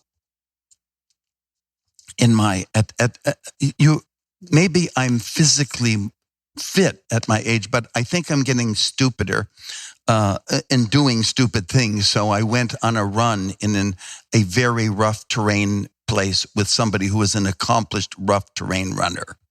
And I went on this run and following him, and he was much younger than I am and much more accomplished. And so, but I knew the terrain better than he was, but he was far more of an athlete than I was. And this happened about 2 years ago. And there was a place I knew that very rough. It was going to go down a very steep hill of extreme ruts and so on. And I knew that, or I reasoned that I had seen those ruts more than he has. And so when we were going down, I thought I was going to overtake him. But thou imagine a scene from a Roadrunner cartoon, okay? That was me. And I tumbled down that hill and in an act of stupidity. And I fractured both of my ankles and 3 ribs. Okay? That's what happened. Ouch. And it was an amazing experience. It was one of the worst accidents I'd ever had, because there was a point like 5 minutes later, I go, God, I don't think anything is broken. And he goes, adrenaline. Oh no. And then 20 minutes later, I was like screaming. I was off the emergency room. The doctor noted that I was duly stupid looking at my age. Okay. So what I did, so here's I'm just having fun with everybody, even though it's true. When I got back to my home in the wheelchair and with crutches, I immediately said, okay, I asked my roommate, set up the table in front of the couch, put my computer on it. I'm going to just work from there on my computer, and I'm going to get a plastic bucket or a plastic like tray. I'm going to fill it with water, cool water. I'm going to put, at that time, we only had the little tablets. And I put 20 of them in there. Okay. And I kept my feet in there. And I did that day after day, maybe 3 times a day. And I just would, every once in a while, I had no rules. No one ever told me to do this, but I knew hydrogen is so powerful, transdermally. I threw more tablets in. By 3 days later, I could walk with no crutches. Okay? Both ankles fractured. I also kept a wet area that I would put in this thing. I kept it like pinned to my 3 cracked ribs. Okay? And they were feeling good. By the 13th day, I was gently jogging in my community. And when I went back to the doctor, he just goes, I knew I was going to have trouble with you, Mr. Slovak. Okay. This is not even possible. Okay. And so it went on, like, what are you doing? Yeah. So hydrogen for this is very powerful for healing, impairments, inflammatory conditions. What's the mechanism of action there? Because from a simplistic point of view, if you injure yourself... Inflammation, free radical, hydroxyl radical, massive suppression. And the free radicals are damaging your tissues. So this just interferes. Got it. Okay. So in terms of the health benefits of hydrogen, is there anything, can you use the hydrogen gas, like make the hydrogen water with the tabs? Is there any benefit to adding anything to that? Sometimes I'll put my pharmaceutical grade methylene blue in my hydrogen drink because I think, why not? It's kind of the morning tonic, right? When I wake up, I have my spring water and I'll put the hydrogen tabs and I'll put methylene blue in there. Is there any point to doing things like that? So one of the things I do, if I don't have this. Remember, this is hydrogen plus a nitric oxide precursor. It happens to use Is it citrulline? Oh, okay. Okay. Yeah. What I do is I also have nitric oxide, like beet powder, right? Sure. So I make something strong. I make my beet powder thing, nitric oxide, and I throw a couple of hydrogen tablets in that, and I make my own kind of thing. Got it. Okay. Are you with me? Okay. And I will tell you, this is magic. After we're done, I'm going to tell you how magical it is. It's the real deal. Okay. Now, what we do is something like you're onto. We combine, because hydrogen has many, there's like 100 things hydrogen does. It's kind of crazy, but it also is a metabolic nutrient. So, metabolic syndrome, precursor to the D. Okay. I don't know if we can even use that word. I'm not sure what you can say anymore. Precursor to D. Okay. Metabolic syndrome is a precursor to D. That hydrogen in all of the studies, and we did one study with ours, is magical in attenuating metabolic syndrome. Huh. Okay. So we thought, metabolic syndrome, how can we improve that part? So we combined it with chromium, glucose tolerance factor. And this is fantastic product if you have that condition. Cool. So, and what's the Tyler LeBaron's, non-affiliated, non-monetized site they do, the molecular hydrogeninstitute.com. And there is, go on it. Yeah, hundreds of studies. It's insane. It is. And there's almost nothing that hydrogen doesn't improve. Yeah. So I'd recommend, and as I said, we'll put that prior interview in the show notes, but I go on there and my head spins in about 5 minutes because it gets pretty dense into the science. But for those listeners that are like, I want to see the proof, I want the science. It's all there. It's pretty incredible. Yep. I never dreamed when I first did the hydrogen product in 2010, I never dreamed it would come to this.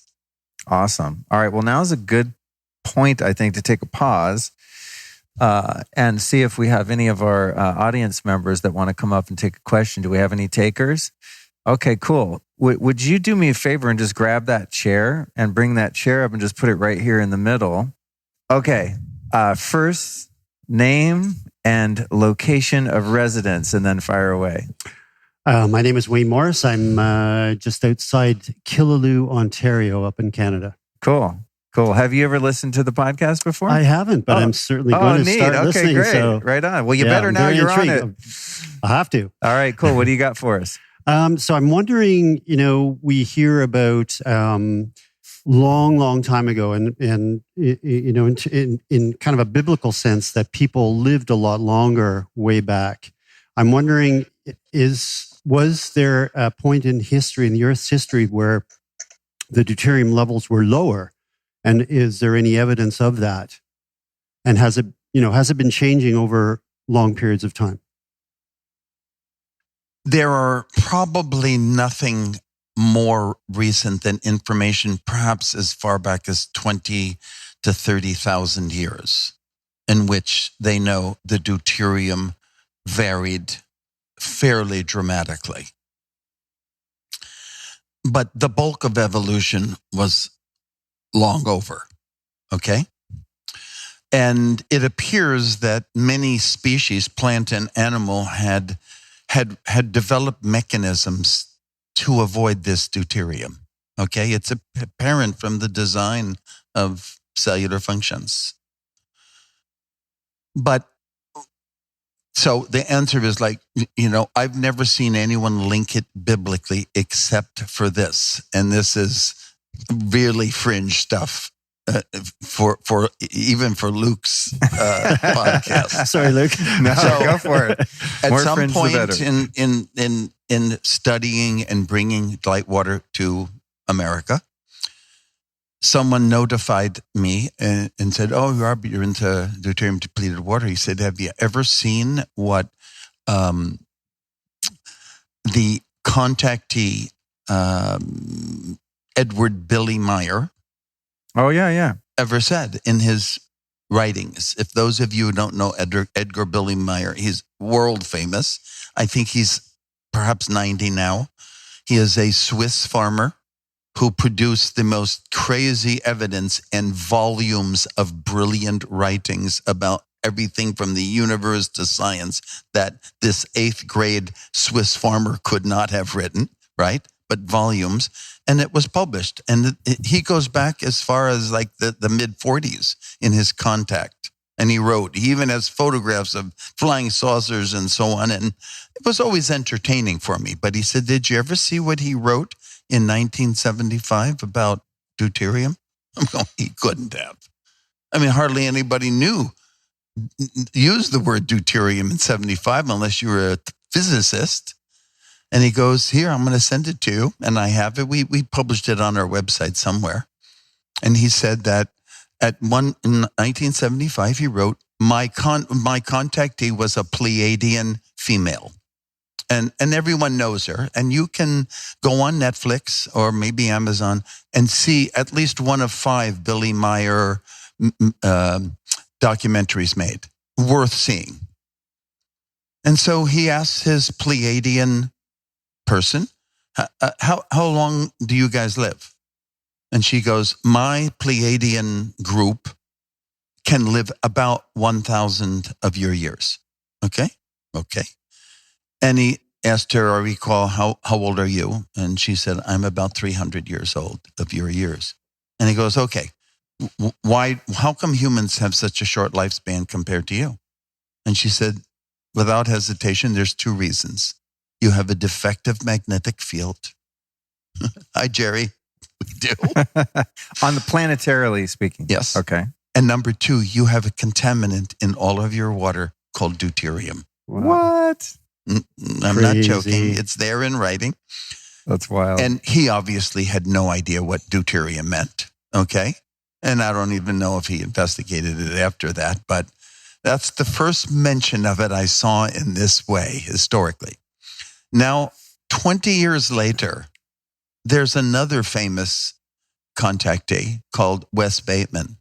Wes Bateman is a mathematician, professor, author of multiple books, totally different than Billy Meyer. And I don't even know if he followed or even knew that, but he asks his contact, how long do you live?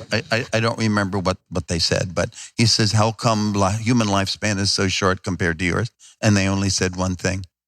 You have a contaminant in your water called deuterium. Done. Damn. Okay.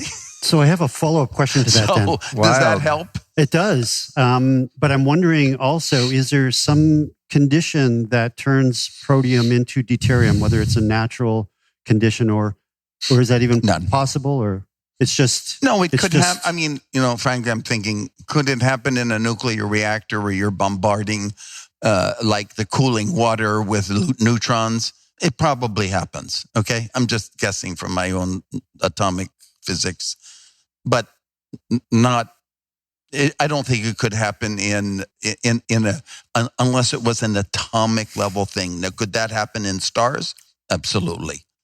But it just occurs naturally. It's within the ecosystem of the Earth. No, that would not happen. Where protium but it's turns there.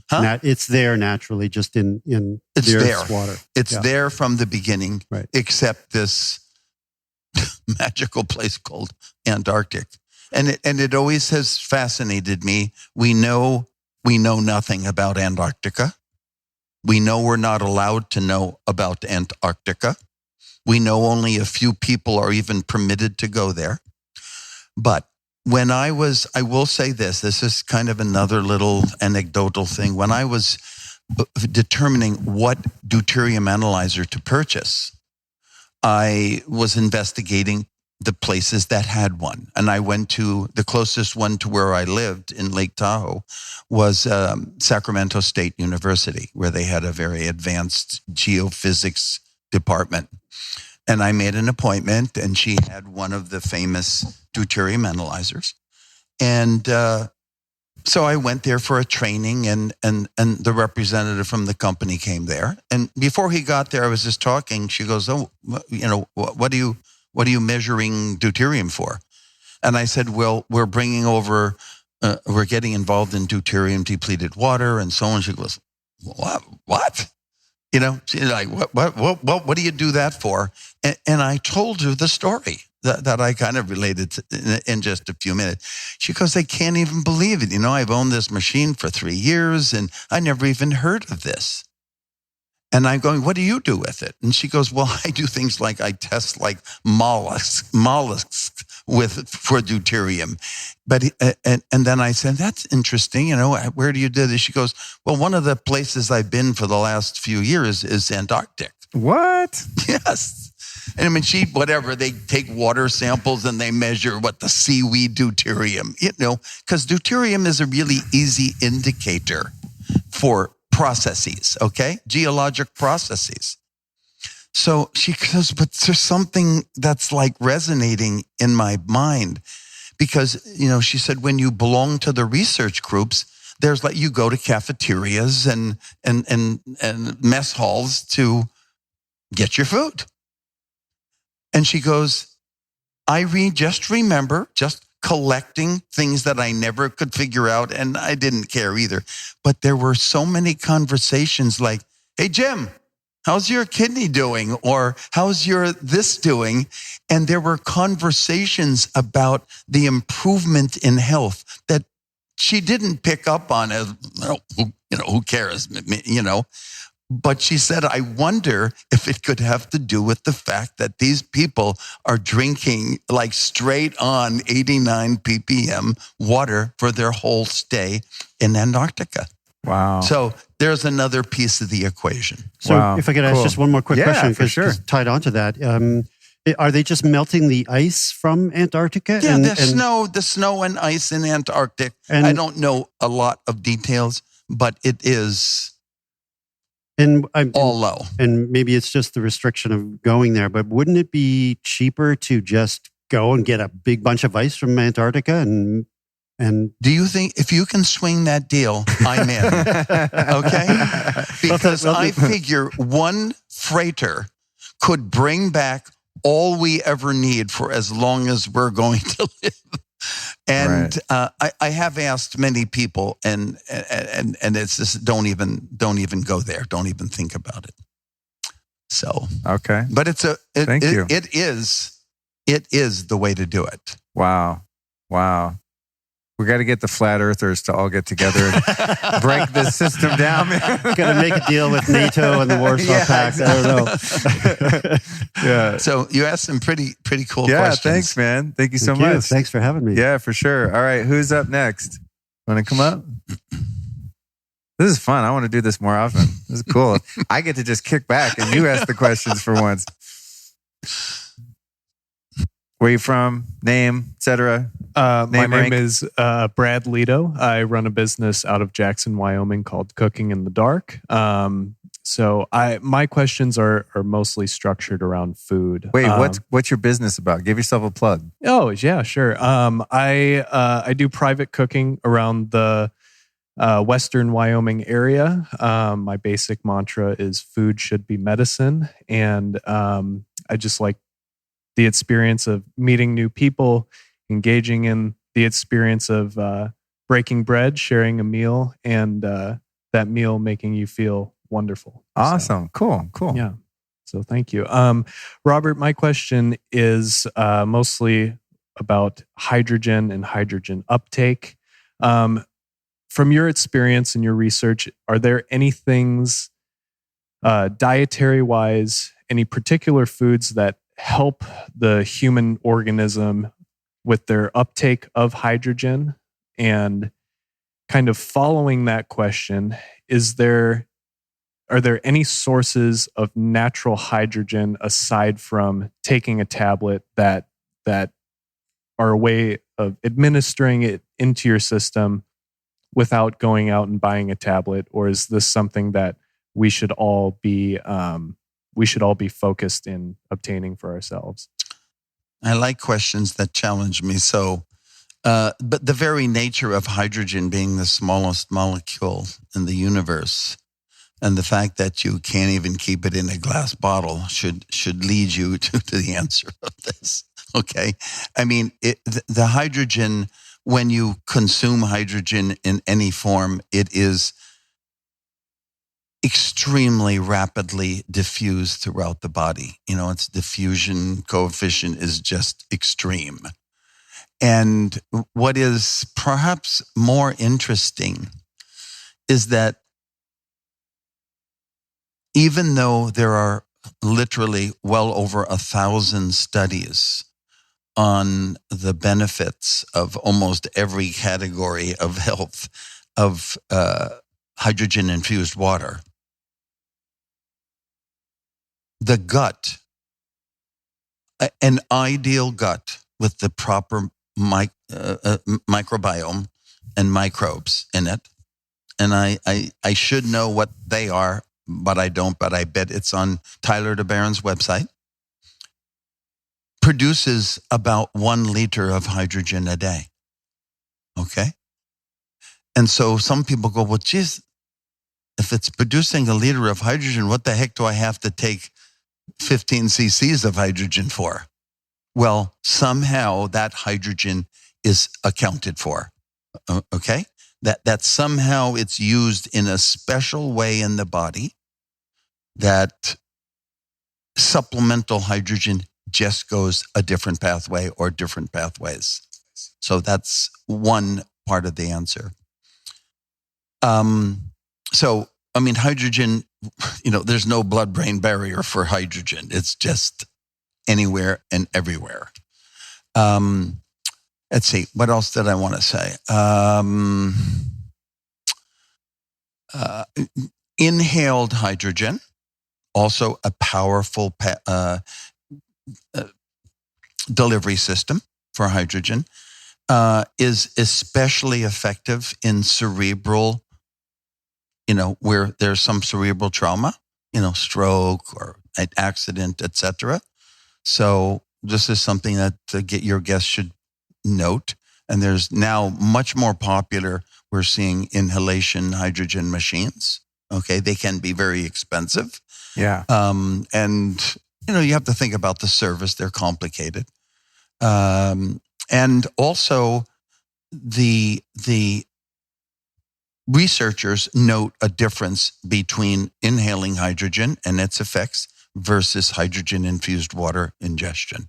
I also was wondering about the growth of food, whether hydrogen-infused water has any effect on the growth of vegetables, the growth of anything that requires water that we use as nutrients in our body through food. Has there been research done on that to show how it affects the growth process, how it affects the nutrition of those foods, etc.? My guess, which I wouldn't say is authoritative, would be minimal or no. Okay. And because the benefits of hydrogen are almost all defined in its regulation of antioxidants and the hydroxyl radical, etc. And I don't see that the plant has so many mechanisms for that during its growth phase that it pretty much accommodates itself. And also, there have been, when one has atmospheric hydrogen present, you have to be very careful because the right ratio of hydrogen and oxygen can blow this room up before you even realize what's happening. And it is sad. There is information that a couple of Chinese researchers, in attempting to make tablets, are no longer with us. Wow. Okay. That's why I have one of these vital reaction hydrogen inhalers, and Yes. it goes up to 7% hydrogen. And they say, and I'm like, well, 7, give me 75% hydrogen. Yeah. They say, you don't want to go over 7 because then you create a flammable gas. And Yes. you have electronics. Because you have the right know. stoichiometric proportions of oxygen and hydrogen. So even the tablet, which looks simple to make, is perhaps the most difficult tablet of any made in the world. Wow. It has to be mixed in inert gas, the ingredients. I mean, there's all these little things. You have to have special non-spark mixers. And okay, this is one difficult product to perfect. And I applaud the guys who came along after me and perfected the manufacturing, because that was an area that is not my expertise. And it was an incredible job. Got it. All right. Well, thank you very much. Yeah. Yeah. Thank you, man. Thanks Take care for the of question. your gut, people. All right. One more question. Come on up. Hi, my name is Tanya, and I have Ricochet Vintage Wares in Joshua Tree. And Robert, for those people that live to 100 or more by eating chocolate, smoking cigarettes, and drinking wine, are they just the anomalies? 100 or more. I mean, there aren't many. And chocolate is probably good. And wine is probably okay. And the cigarettes, I don't know. I think that's a special kind of genetically prepared person. I'm not sure that can be good, but I would say there is obviously the genetic component to living longer. There's the epigenetic component. And then there's, which is part of the epigenetic, what you do to enhance your longevity. So those, it's kind of those three things. And I think if we're talking living really longer, not like, I think the oldest woman on the planet is like 118, something like this. It seems to change once in a while, but about 118. And, people who are 118, they're not spry. They're just living. And that's great. But we're talking in the Russian things, these are people who are having babies, okay, in their later years and lived well over 100 just vibrantly. So I think that's going to be one of the most interesting things to watch is this new deuterium-depleted biohack. And, what it's going to be in 50 years. That'll be a fascinating study. Absolutely. Anything else? That was a great question. I think that's it. Thanks, guys. All right, cool. Yeah. Thank you. Thank you. Does anyone have a burning desire before we call it quits? You guys good? Think we covered everything? Whew. Well, Robert and our remaining audience, we've got a few diehards here that stuck with us. Man, thank you so much for joining me. Thank you for your... You're welcome. Your commitment to science, your commitment to longevity, and then sharing that information, also creating super cool products. I think there's so much crap out there. I go on the supplement section at Whole Foods and I'm just like, really? Do we really need all this stuff? Even in my own cabinet at home, people, of course, thankfully, I'm so grateful, send me products to try out and things. And I think, I don't know which one of these things really move the needle. And you really have a knack for zeroing in on a few things that really work. And so thank you for... you're very welcome. Yeah, thanks for your commitment. And thank you for having me on your podcast. All right, man. Thank you. Cheers. Okay, that brings another episode of The Lifestylist to a close, my friend. Next week, we've got an incredible show for you, Stephen Kotler. It's called The Flow State Formula, Peak Performance, Passion, and Purpose. You do not want to miss that one. Now, if you guys listen to this episode, you're probably going, man, this hydrogen sounds insane, right? Well, we've got a deal for you. If you go to waterandwellness.com/story, that's waterandwellness.com/story, hit that landing page, and Robert has created an incredible offer for you. You can get a savings there on a bundle. Now, if you want to take the plunge into the deuterium-depleted water and get your hands on some Lite Water, in fact, I'm drinking some now. I'm on my, about third week of that. You can get that over at drinklitewater.com. That's L-I-T-E, light. drinklitewater.com. And here's the bonus. For new first-time orders, you can use the code LukeStory on a subscription, which you can pause or cancel anytime. And new customers like you will get $20 off the minimum purchase of 2 cases. So your initial cost will be $300 with shipping for a 3 to 8 week supply, depending on the dilution that you use. So again, the 2 links are waterandwellness.com/story, or just go to drinklitewater.com for the deuterium water and use the code LukeStory there. And of course, all of this information is always in the show notes, which are also clickable on most podcast apps. So if you're listening to this on the Apple Podcast app, for example, those links and all that information that I just rattled off will be there. What you'll also find in the show notes and on some apps are our amazing official sponsors. So we've got athleticgreens.com/lifestylist, and they're going to give you a free year supply of vitamin D and 5 free travel packs with your first purchase. That's athleticgreens.com/lifestylist. Lastly, but certainly not least, we've got Just Thrive. And you can find their gut healing products and probiotics over at justthrivehealth.com/Luke. The code there is Luke15, and that gets you 15% off. And this morning, I happened to take some of the prebiotic formula by Just Thrive, and that stuff has been really good for helping to heal my gut and fix my digestion. So there you go, folks. That's a couple hours of some really powerful advice to increase your vitality, lengthen your longevity, and get more energy into that body so you can complete whatever your dharmic mission here happens to be. Thank you so much for tuning in, and I look forward to joining you next week when we're back again with Stephen Kotler.